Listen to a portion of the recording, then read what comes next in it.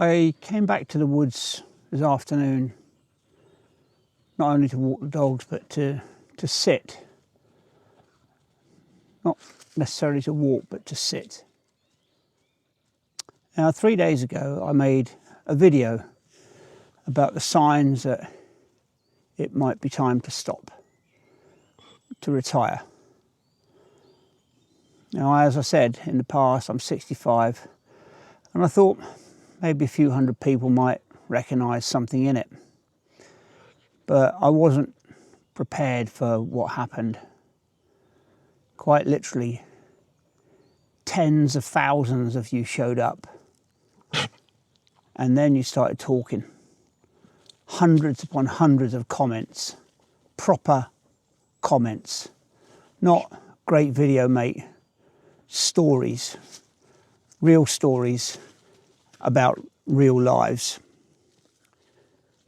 And I've spent a lot of time reading through them in the morning and evening, lunch breaks from work, etc. Now, somewhere above me, you'll see a little link which will take you back to that original video, and it's definitely worth a look if you haven't seen it. Now, before I go any further, every comment I'm going to share today is publicly visible on that video, so anybody can read them.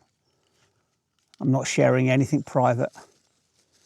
I'm just reflecting your own words back, because I think they deserve more than a thumbs up and a scroll past. So obviously I'm not going to read every single one of them out, but I picked a few. So let's start with Steve.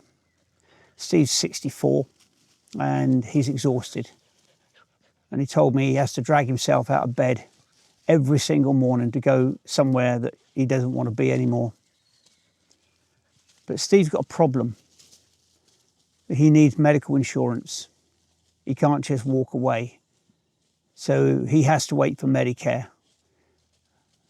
And he said in his comment that he has exactly 541 days, 5 hours and 14 minutes left. But he added, but who's counting, he said.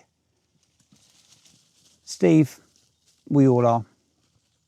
Think about the weight of that, 541 mornings of waking up and feeling like you're serving a sentence.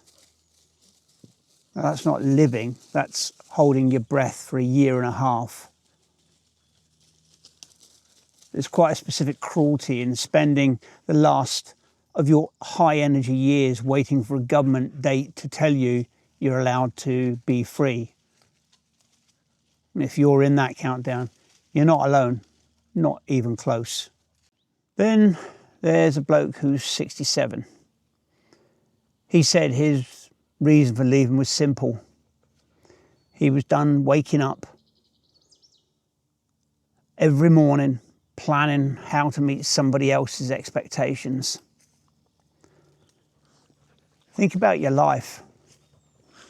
From the time you start school at 5, you're meeting somebody else's expectations.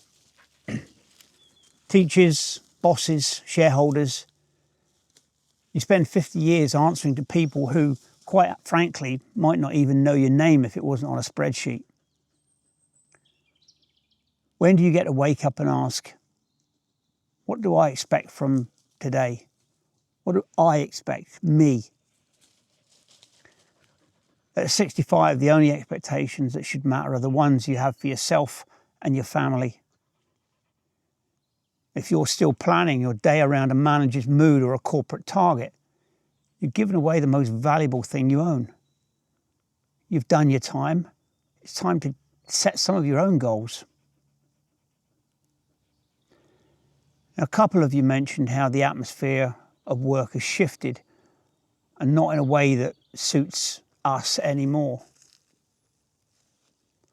One of you talked about the politics, the backstabbing. We all know what that means, even if it's not appropriate sometimes. Another said, He's still productive, still has the skills, but he's exhausted watching younger colleagues treat the job like it's optional. There's a moment, and a lot of us have felt it,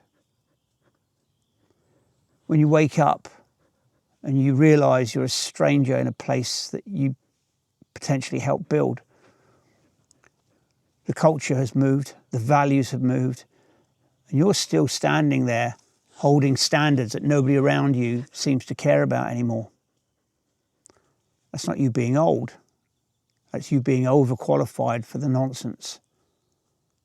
You don't have to stay and watch the standards slip. You can take your standards somewhere that they actually matter. Now, Paul's 64, and he said he's finding it difficult to tolerate people at work, something he never cared much about when he was younger. But he's feeling anxious most days.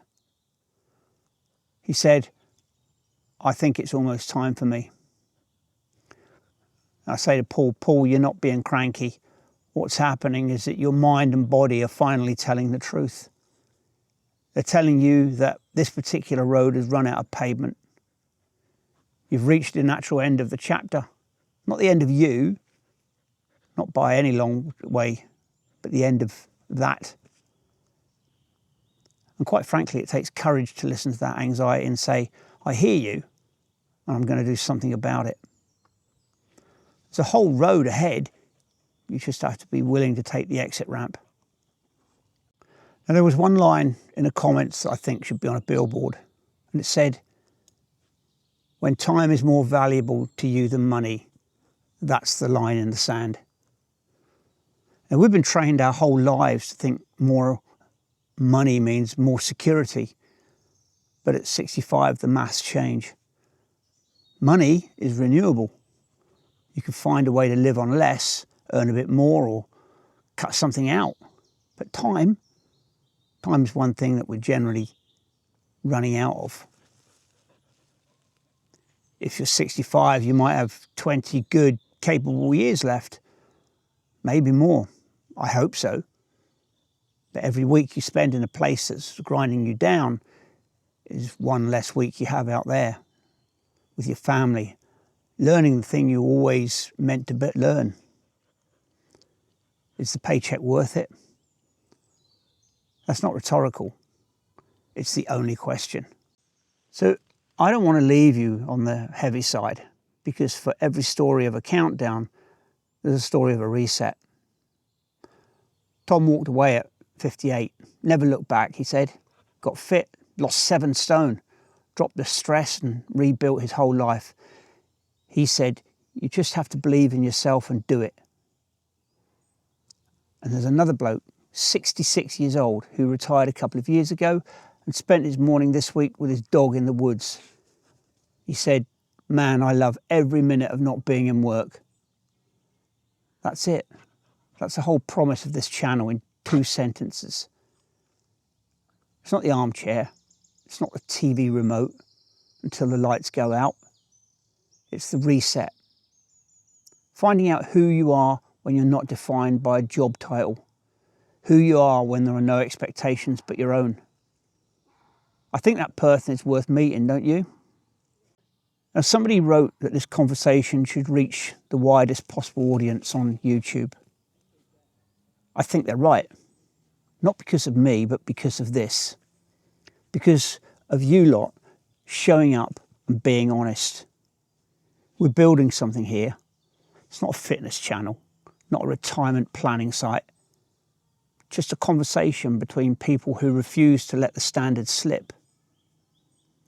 If you're still in the countdown, hang in there. Keep breathing. If you've made the jump, tell us how the water is. We need to hear it. Now, I'm Dave. I'm 65. And quite frankly, I'm glad you're here. Stick around.